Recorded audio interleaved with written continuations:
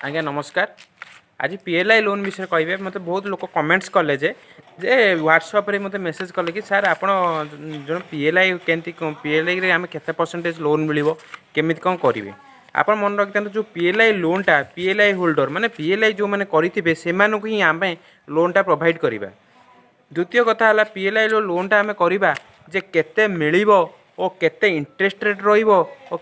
ताको माने क्लोज बा सरेंडर करिया अपेक्षा आम लोन आइले आमर कौन बेनिफिट रहिबो। मु गोटे कथा कहूँ जदि आपण किसी लाइफ इंश्योरेंस कवरेज रोची जदि आप पीएलआई लोन आणुचन तार आपन से लाइफ इंश्योरेंस कवरेज रहिबो। मनकर देख मु मनकर गोटे पीएलआई इंश्योरेंस करछि मासको 1000 टंका डिपोजिट करूछि सेतिरे मोर मनकर मोर हे गलानी 40,000 टंका पाखापाखि डिपोजिट हो जाइछि सेतुर मनकर मु लोन आणुछि से मोर लाइफ कवरेज मनकर 5 लाख टंका मोर अछि इन केस जदि मोर किसी प्रोब्लेम है मते से लक्षे टंकार मते मोर जो 5 लाख टंकार लाइफ कवरेज मते मिलिबो। सेमिति आपन जदि लोन आनिबे आपन लाइफ कवरेज मध्य आपन को मध्य मिलिबो।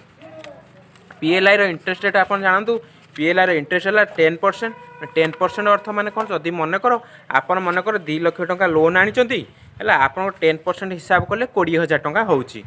है। जब 20,000 टंका आप केमी देवे ना वर्ष को ट्वाइस ए टाइम माने वर्ष को आप दीथर देवे माने प्रथम 6 मास आप 10,000 टंका डिपोजिट करेंगे सेकेंड 6 मास आप 10,000 टंका डिपोजिट करेंगे। तापर द्वितीयतः है ये लोन करिया पूर्व माने लोन इंटरेस्टा प्रति 6 मास 5% आप हिसाब से निए मैंने एग्जांपल जो कहली 2 लाख टंका आप लोन करिसेंती ताले आपन को प्रथम 6 मास 10,000 मैंने 5% हिसाब देवे पुणी नेक्स्ट 6 मास आपन को 5% हिसाब से आप 10,000 टंका लोन देवे। द्वितीयतः कथा है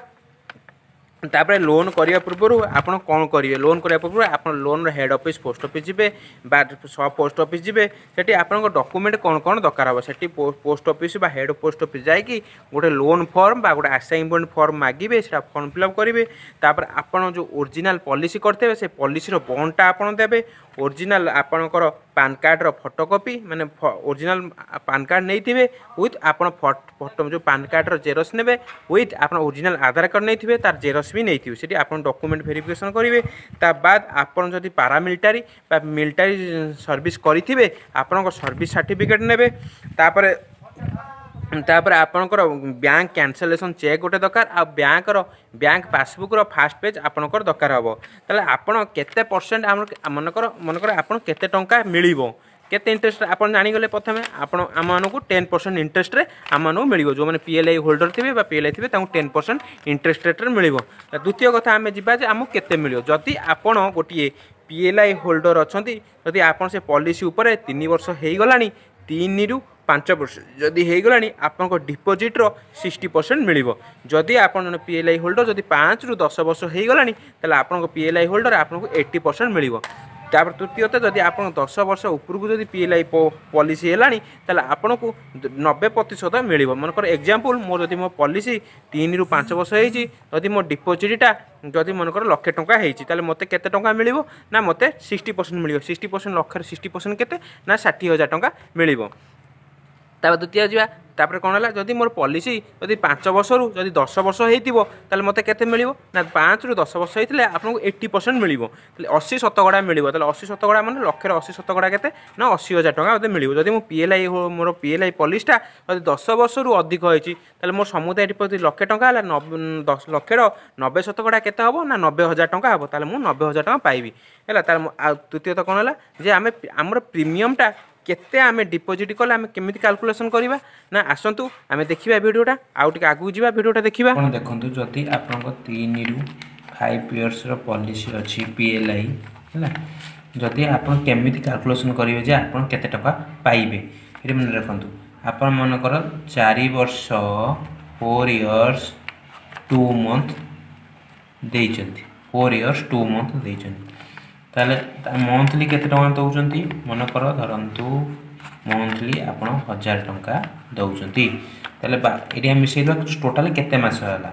ताले 12 चौ 48 प्लस 2 केते होची ना 50 48 प्लस 2 50 मंथ होची ताले टोटली हम केते टंका डिपोजिट करछे ना 50 गुणन 1000 ताले आपण केते हबो ना 50,000 एटी आपणकर हबो। जदि आप 60% पाइबे जदि 3 रु 5 इयर्स जदि पॉलिसी होइथिबो ताले आपण केते टका पाइबे ना 60% पाइबे। ताले 50 रो 60% केते हबो ना 0.6 50,000 सॉरी 50,000 रो 60% केते हबो ना आपणकर 30,000 टका